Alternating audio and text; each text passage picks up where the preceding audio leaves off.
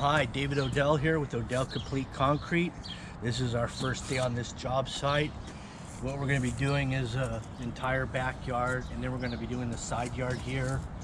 And we're going to be putting a new drain system in from right here where this existing one is, although we're going to replace it with a new one. We're going to remove some of these bricks. Probably about 3 rows of these bricks are going to come out. That way we can dig here.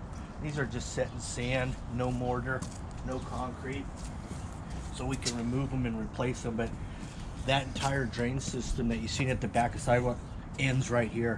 So this area the water was going into here, it was coming out down there. So we'll still have a drain in this area, but it'll be all new and it'll go all the way back. This side yard's gonna get concrete. We're gonna go 3 feet off the house, so it will leave a little planter bed along these posts. In case they ever have to get changed again, they can without dealing with the concrete. So we'll leave gravel there, and we're gonna have some more drains in that gravel area to pick up the water runoff from both properties. Actually, that air conditioner you see back there, that's gonna get disconnected today and moved so we can run the concrete all the way through here and do the concrete patio, the raised porch and steps. Let's go to the back and check that out. So here it is. Here's the patio area. We're gonna go 21 foot square back here. And we're gonna have a couple drains in the middle. We're gonna also have a downspout. Here's the runoff. This is a flat roof with a little parapet wall, and that water comes out of that hole, drops in there. We're gonna redo this. It's gonna end up coming over here and down, drop into a downspout right here, which will go to the front yard. This is the raised porch and steps. We're gonna go right here with the landing will be here, about 3 feet, and then we'll have steps in all 3 directions. Steps coming down like that on this side, and the front. Back here, we're gonna cut some of this dirt out of here. We might cut a little bit of this down because the lawn, eventually the lawn is going right in this area. The lawn's gonna be level with the concrete. Also, what do we got? Oh yeah, you see this roof right here drains into the backyard here. That creates quite a bit of water. So what we're gonna do a little planter right here, about a 3-footer, open area. And we'll put drains in here as well. That way, you may put a gutter along here and drop it into the drain system as well. Also, we've got to bring another drain over here. Somewhere in this area, we're going to bring a drain up. Then it can be tied into this. Anyway, let's get back to work. All right. Oh, I forgot to mention also right here, we're gonna saw cut back here on this line, so we can fill all this in with concrete right here. And we're gonna leave a drain as well right here, because this whole driveway actually slopes backwards to the garage. So we're gonna put a drain here, and underneath this drain it'll be actually a T. And we'll be able to, when we do this drive on a phase 2 or whatever, we can tie back into this drain system and maybe go with a channel all the way across here. That way, when this driveway gets redone, the water can't get into the garage. That should do it. All right, let's do it.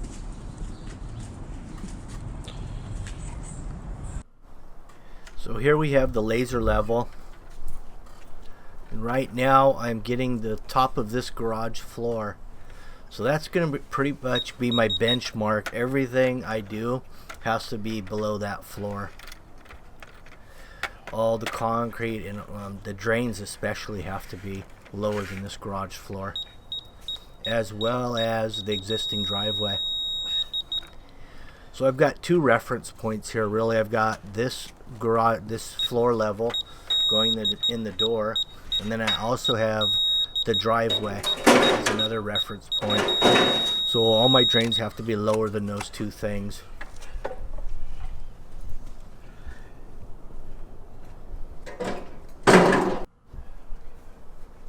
So I'll just move that mark all the way around this whole backyard. And then what I'll do is I'll take a look at the existing grade that we have, and then I'll make some adjustments. I could go higher towards the backyard and then slope it towards the house, and then drop it off into some drains on the way, which is most likely what I'm going to do. Also, I'm going to probably raise it up on this side as well a little bit, because that foundation is much higher than the top of the garage floor. There's top of garage floor, and it's right on top of that foundation. So I could go up an inch or two, so that would give me slope towards the garage. But I could pick it all up in some drains on the way there. I could bring it up an inch probably on this side, and then put some drains in here. That's probably what I'll do.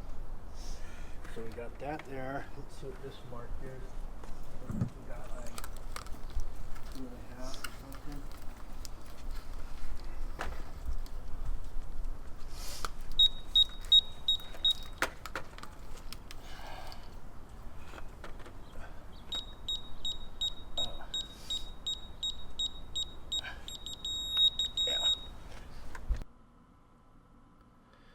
Now that we have the perimeter marked, I can actually come back here with the tractor and take some of this excess dirt out of here.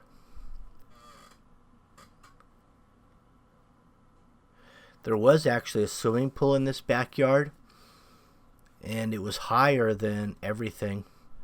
It was higher than the garage floor. It was higher than the neighbor's garage floor. So it was, all the water was actually draining into the garage and up the walls. They replaced a couple of those walls. You could see the work that had been done. Everything's been primed, but they've had to replace all the studs in those walls of the garages. So we're going to run a whole new drain all the way from the back of city sidewalk all the way to the backyard. And we're going to pick up some downspouts on the way. Also, on this side yard, we're going to put concrete. We're going to go about 3 feet out from the house, and that'll leave us about a 1-foot planter all along this wood fence. And the nice thing about having a little planter area along the wood fence is at some point you'll have to replace those wood posts because they rot out. And if you have concrete all the way over, you'd have to actually remove concrete to replace the posts. So we leave a planter. And then, since the beauty of having a planter through here is that we're going to pick up drainage from both properties, because now we can put a whole bunch of area drains in that planter all the way to the backyard.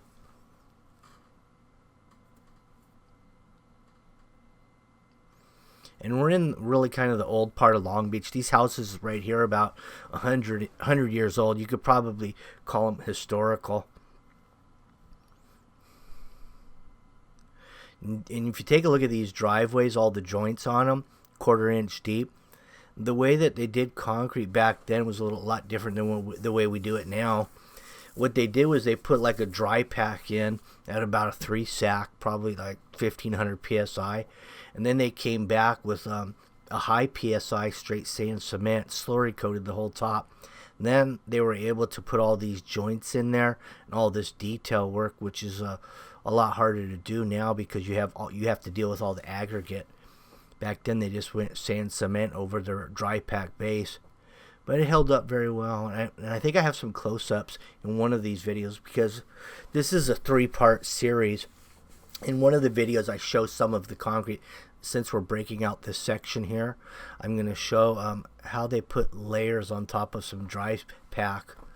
And that's how they did it back then. And when you do get into historical stuff and they're trying to, everything has to go back in the same way it came out type deal, it's not easy to do, to match up the way they did, because things are done a little differently now. But it can be done. That air conditioner you see there is sitting on top of the old concrete pool deck, which was about 8 inches higher than what we're going to be now.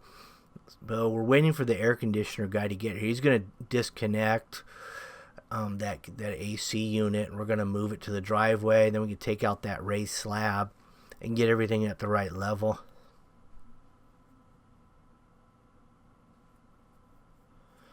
The AC's gone. Now we can remove that concrete. Right now I'm just laying out the area drain pattern back here. Also, we're going to do a little raised porch out of that back door. There are going to be 2 steps, wraparounds, so you'll be able to enter and exit off of 3 sides of the raised porch when we're all done. That downspout's kind of in the way of that happening, so that's going to get moved over to the other side of that crawl space vent. Because you know this house is set on a crawl space. It has a stem wall that's approximately, you have an 18-inch clearance underneath the house to crawl around under there, which is nice in some cases, especially when they get this old, because you're going to have to get under there more than once to redo your plumbing.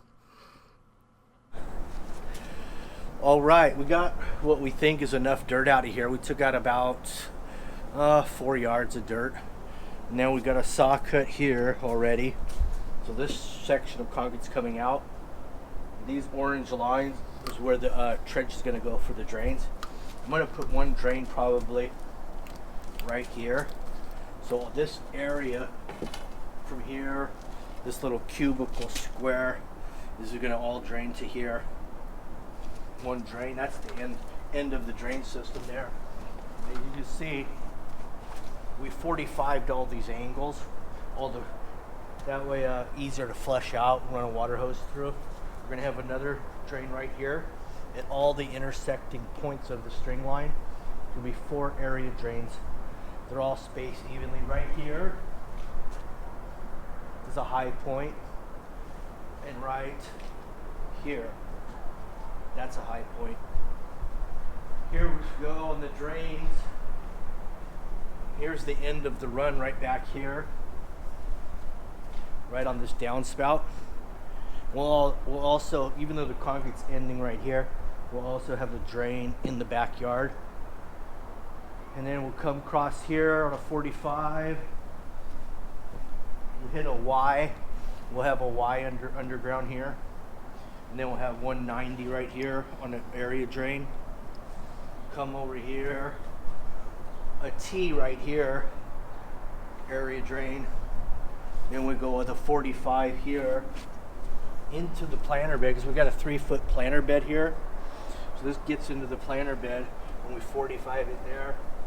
Over here, we could actually, instead of doing this 90, this T underground right here, we'll just come back here and go. We can go we'll go this direction since the water's going that way. We'll actually go here. Skip that line. We'll take it this way. So we'll have a Y right here.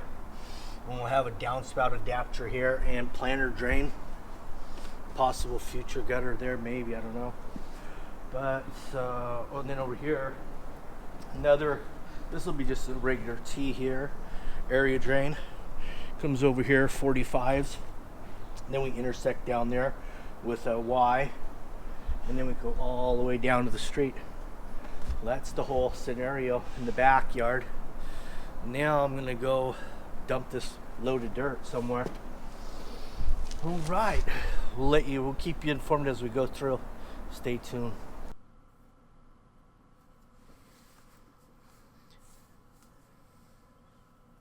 Now that concrete pad's out where the AC was, we can go ahead and trench all the way through.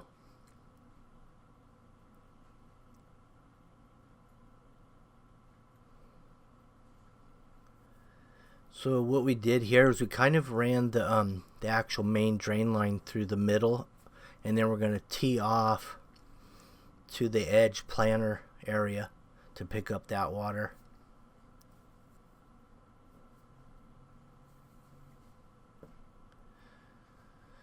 As we're burying all this pipe, we have that 6-foot Milwaukee red stick there that we're checking the level with the pipe as we go to the backyard, making sure that we're either level or we have a little slope.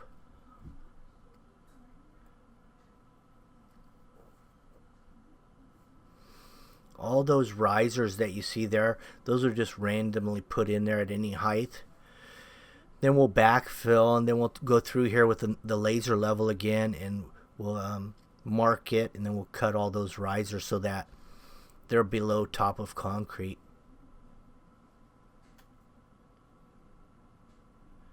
And I'm going to use atrium drains along that side yard there. And what will happen later after the concrete goes in here, we'll take and put some weed guard fabric down along that planter bed where all those area drains are on the side yard, and then put gravel over that right up to the top of the atrium drain. Then when water gets in there, it can drain out to the street. And that'll pick up both properties. The way they did these driveways, they really didn't raise up the garage floors above the city sidewalks. And if they did, they humped it at the entry, so you can't really get drainage. Anyway, thanks for watching part 1 of this 3-part series. Stay tuned for the 2 and 3 if you're interested in seeing the results. Thanks for watching. Don't forget to subscribe so you get those sounds and warnings that a new video's been uploaded. Thanks. Bye.